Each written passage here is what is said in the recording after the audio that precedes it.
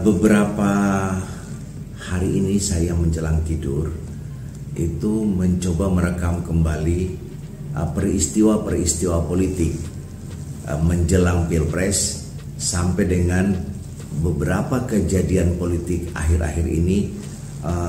Itu sangat sangat berkaitan, sehingga saya mencoba untuk merangkai ini semacam sebuah puzzle politik geng Solo.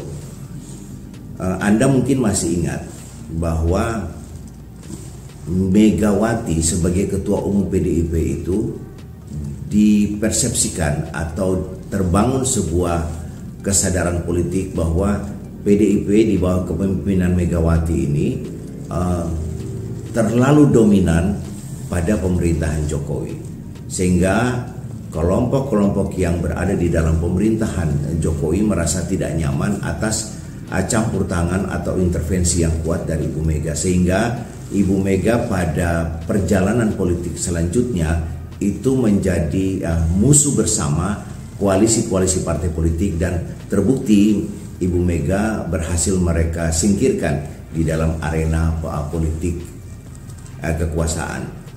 Nah, semua ini tentu tidak terlepas dari ambisi politik geng Solo.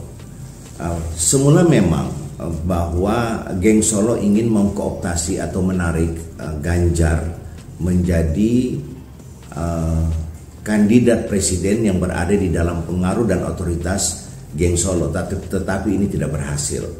Karena tidak berhasil, maka pilihan selanjutnya yang paling rasional itu adalah Pak Prabowo sebagai kandidat presiden yang diharapkan bisa menjadi perpanjangan tangan atau menjadi 3 periode Jokowi seperti apa yang diinginkan, yang kemudian dihentikan oleh Megawati. Nah, ini puzzle ini yang saya ingin coba rangkai.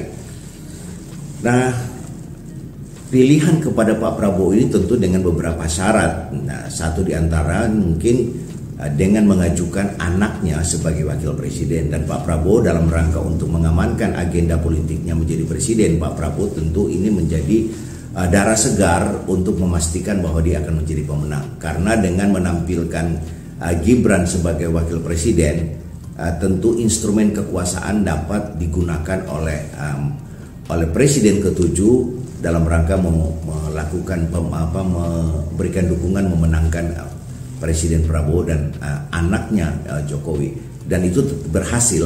Kita lihat hasilnya luar biasa. Pak Prabowo 1 putaran dan memenangkan presiden. Nah, dalam perjalanan yang kita lihat akhir-akhir ini itu kan terjadi 2 matahari. 2 matahari ini bukan saja menjadi framing, tetapi ada beberapa indikator yang menjadi parameter, di mana satu di antaranya yang paling menonjol itu adalah mantan presiden masih bisa menerima dan memberikan wejangan kepada para peserta didik dari kepolisian, dan tentu hal ini sangat mengganggu. Bukan hanya menimbulkan kegaduhan publik, tetapi juga ini menarik perhatian Pak Prabowo. Nah, Pak Prabowo dalam hal ini saya ingin menyebut Pak Prabowo ini adalah salah satu puzzle yang dimainkan atau dirangkai oleh geng Solo, dan Pak Prabowo ini saya sebut adalah geng Hambalang. Nah, kejadian-kejadian ini tentu menarik perhatian sebagian kalangan, dan yang paling menonjol saat ini adalah dari kelompok Purnawirawan ABRI. Suara ini makin kencang terdengar karena ada kekhawatiran dari kelompok Purnawirawan yang mencintai Pak Prabowo, yang kemudian mereka ini juga menaruh harapan besar untuk ke depan bahwa Pak Prabowo lah yang bisa memperbaiki negeri ini yang dalam persepsi mereka selama 10 tahun mengalami degradasi. Nah, sehingga mereka sungguh-sungguh ingin menjadi bagian penting sebagai pendukung Pak Prabowo, yaitu kelompok-kelompok purnawirawan. Nah, dalam kelompok purnawirawan ini terbagi juga ada dua puzzle lain, yaitu puzzle yang memang yang murni mendukung Pak Prabowo, kemudian ada puzzle yang lain mendukung Pak Prabowo plus Gibran. Sementara yang lain adalah hanya Pak Prabowo saja, sehingga terjadilah sebuah petisi yang kita ikuti beberapa hari yang lalu. Mereka meminta agar Gibran itu diberhentikan atau dimakzulkan sebagai wakil presiden, karena mereka mencium aroma yang tidak sedap, karena praktek-praktek dua matahari ini tentu tidak baik untuk negara ini ke depan. Dan bukan hal yang tidak mungkin jika terjadi sesuatu hal yang luar biasa menimpa Pak Prabowo, tentu ini akan menimbulkan kekacauan politik di tanah air. Nah, maka oleh sebab itu mereka mencoba untuk memberikan petisi sebagai upaya preventif, tidak ingin melihat Indonesia ke depan ini terjadi kekacauan itu. Nah, ini yang yang bisa kita lihat dari rangkaian puzzle-puzzle itu. Ada satu hal yang menarik juga, kedatangan Hercules ke Solo ini tidak bisa kita abaikan. Saya sebagai orang politik tentu setiap kejadian itu saya selalu melihat dari perspektif politik. Persoalan Hercules itu mempunyai latar belakang ormas yang dipersepsikan publik sebagai ormas yang selalu melakukan kekerasan atau intimidasi, itu adalah persoalan lain. Tetapi saya ingin mengatakan bahwa kedatangan Hercules ke Solo, mungkin saja Hercules punya niat baik untuk memberikan dukungan, karena Gibran itu adalah bagian dari Pak Prabowo. Ingat ya, kedatangan Hercules ke Solo itu mengkonfirmasi kepada Jokowi bahwa kelompoknya Hercules itu memberikan support kepada Gibran, karena Gibran satu paket dengan Pak Prabowo. Tapi geng Solo, ya, Pak Jokowi memanfaatkan kedatangan Hercules itu dengan pikiran atau dengan skenario politik yang besar, sehingga Hercules dimasukkan dalam puzzle politik geng Solo ini.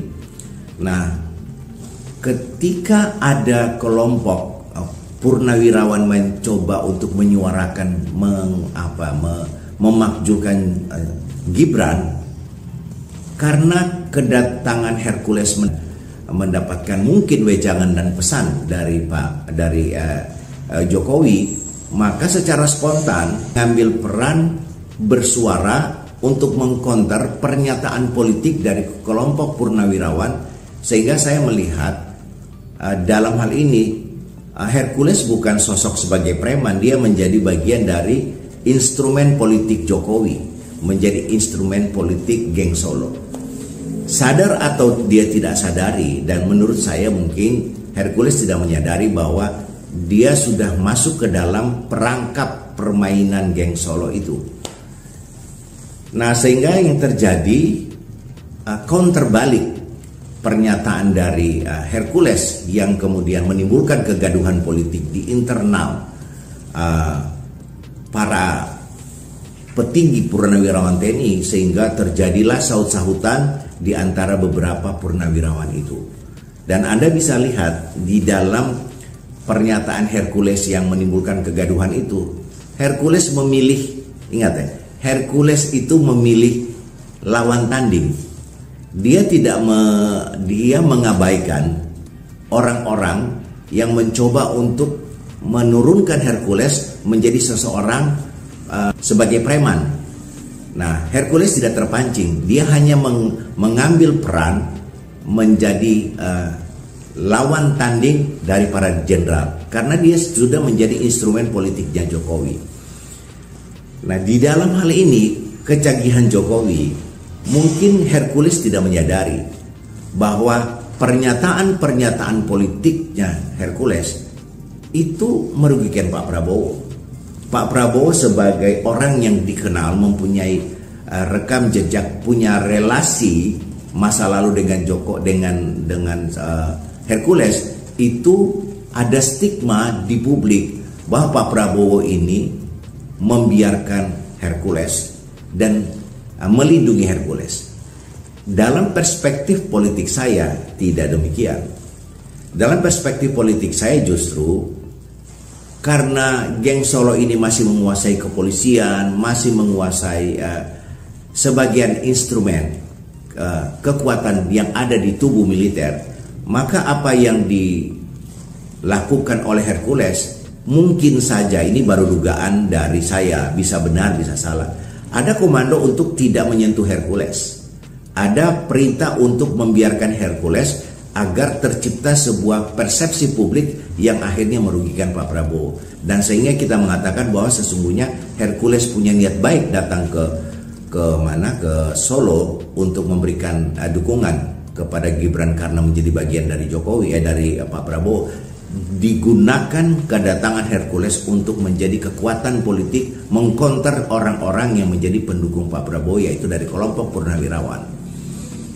Nah, dari rangkaian panjang ini, puzzle-puzzle ini, saya kok melihat bahwa pergantian Kunto itu seperti yang disinyalir atau diberitakan di beberapa media, bahkan sudah dinyatakan oleh pengamat intelijen.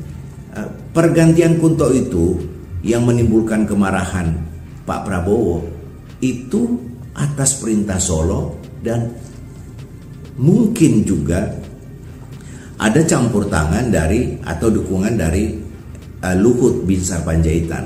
Mengapa saya memasukkan Luhut di dalam puzzle ini? Karena Luhut memang kita tahu sebagai orang yang teramat dekat dengan Jokowi. Dan ingat, Pak Luhut dengan pernyataan dia kemarin mengatakan bahwa orang yang ingin memakzulkan Gibran itu adalah kampungan, artinya orang yang tidak sepandangan dengan dia menjadi orang yang dicela atau distigma sebagai elit-elit kampungan yang ingin mengganti Gibran. Artinya dia berkepentingan di dalamnya. Nah, kepentingan dia tidak hanya menjaga kesinambungan bisnisnya di dalam rezim ini, tetapi juga mungkin saja dia berkepentingan untuk mengamankan anak bantunya, yaitu Kasat, yang akan menjadi Panglima TNI. Ada kompetitornya, yaitu Kunto, karena mereka satu angkatan dan mempunyai prestasi yang cukup gemilang. Nah, sehingga ini saya memasukkan di dalamnya bahwa pernyataan Luhut itu bukan pernyataan di ruang kosong, tetapi pernyataan yang ada dalam rangkaian puzzle geng Solo itu. Nah, kemudian ada puzzle yang lain, rangkaian puzzle yang lain, yaitu pernyataan politik dari para purnawirawan yang secara informal mereka terhimpun dalam lembaga seperti PPABRI dan lain-lain itu. Nah, di sana ada kekuatan lain yang mencoba untuk menjadi bagian dari puzzle ini, dan mereka membuat pernyataan memberikan dukungan kepada Pak Prabowo juga. Tetapi dengan catatan yang perlu kita ketahui, ada beberapa orang di dalam sana seperti Pak Wiranto, Agung Gumelar, mereka itu kan sesungguhnya menjadi adalah orang-orang yang selama ini kita ketahui rekam jejaknya, rekam digitalnya adalah orang yang selama ini menjegal Pak Prabowo. Nah, apakah ini mereka punya agenda sendiri? Saya dalam hal ini tidak dalam posisi, dalam kapasitas itu. Tetapi saya ingin mengatakan bahwa kekacauan politik hari ini itu tidak terlepas dari skenario besar atau puzzle yang dibangun oleh yang dirangkai oleh geng Solo. Dan jangan lupa bahwa semua ini tentukan ujung-ujungnya bagaimana untuk mengamankan agenda 3 periode. Nah, dengan kejadian kemarin Kunto itu mengkonfirmasi bagi kita atau bagi saya bahwa sesungguhnya Pak Prabowo itu di mata Jokowi, di mata geng Solo maupun di mata mungkin Pak LBB, itu bukan seseorang yang tegas, beringas dan menakutkan. Tidak. Pak Prabowo di mata mereka itu adalah orang yang mereka tidak takut, atau mereka tidak segan, atau mereka tidak, atau mungkin paling tepat mungkin saja mereka meremehkan Pak Prabowo karena Pak Prabowo mereka tahu bukan orang yang mempunyai keberanian lebih. Nah, karena Pak Prabowo di dalam persepsi mereka adalah orang yang tidak mempunyai keberanian lebih, maka mereka mencoba untuk cek ombak. Mereka mengganti itu, dan ternyata Pak Prabowo dan kemudian ada reaksi publik dan membuat semuanya itu menjadi buyar. Nah, ini yang puzzle ini belum lagi kita ingin memasukkan, kalau saya memasukkan ada puzzle lain yaitu Golkar. Golkar kita bisa lihat dari pernyataan Ketua Umum bahwa mereka adalah secara konstitusional mengamankan hasil pemilu, dan itu tentu tidak salah. Tetapi kan kita tahu bahwa Golkar dalam hal ini Bahlil, dia kan menjadi bagian penting atau utama dari geng Solo. Tentu dia ingin mengamankan segala agenda-agendanya. Nah, maka oleh sebab itu, jika Bahlil dalam hal ini langkahnya salah dan tidak hati-hati, hanya menghitung hari, bisa saja Bahlil ini akan dikudeta oleh orang-orang yang berada di dalam Golkar, dan Bahlil masanya akan berakhir karena Bahlil dianggap menjadi permainan atau menjadi bagian dari permainan geng Solo. Nah, dengan kejadian-kejadian ini, maka saya mencoba untuk mengambil kesimpulan sementara bahwa Pak Prabowo dengan memberikan pernyataan akan mengangkat wakil Panglima TNI tanpa melalui persetujuan DPR, itu adalah sebuah langkah catur untuk mengamankan kepentingan politik Pak Prabowo di TNI, yang semestinya oleh warga net atau mungkin oleh kelompok-kelompok atau dari purnawirawan yang sangat mengkhawatirkan masa depan Republik ini, mereka secara tegas meminta kepada Pak Prabowo untuk segera mengevaluasi dan mengganti Panglima TNI termasuk Kapolri, karena mereka ini adalah bagian penting yang menjadi penyangga geng Solo. Apakah Pak Prabowo mau melakukan ini? Ya, kita tunggu saja. Cepat atau lambat Pak Prabowo akan mengambil sikap dan menguburkan mimpi politik geng Solo untuk mengatur Pak Prabowo. Ketika itu mereka berusaha untuk bisa mengatur atau mendikte Ibu Mega. Ibu Mega tidak berhasil mereka dikte. Ibu Mega amat sangat kuat dalam menegakkan prinsip-prinsipnya. Untuk Pak Prabowo mereka tidak terlalu khawatir karena Pak Prabowo sekali lagi bisa mereka atur. Nah, apakah Pak Prabowo bisa diatur oleh geng Solo, atau Pak Prabowo terlalu takut atas kekuatan geng Solo? Kita lihat. Dan sampai hari ini saya ingin mengucapkan bahwa geng Solo terlalu kuat di mata Pak Prabowo. Jika Pak Prabowo tidak berani mengambil langkah-langkah pengamanan secara politik, bahwa Indonesia di bawah kepemimpinan Pak Prabowo saat ini yang mendapat dukungan penuh dari warga, mendapat dukungan penuh dari para purnawirawan dan dari kelompok masyarakat sipil yang ingin sekali Indonesia ini menjadi lebih baik, dan tapi Pak Prabowo tidak berani mengambil langkah, maka saya ingin mengatakan bahwa memang Pak Prabowo bukan orang yang mempunyai keberanian lebih seperti dia berbicara di atas podium. Salam, puzzle-puzzle ini tetap akan kita rangkai satu demi satu. Saya tidak tahu apakah Anda ingin memasukkan puzzle lain di dalamnya. Monggo silakan Anda berikan komentar.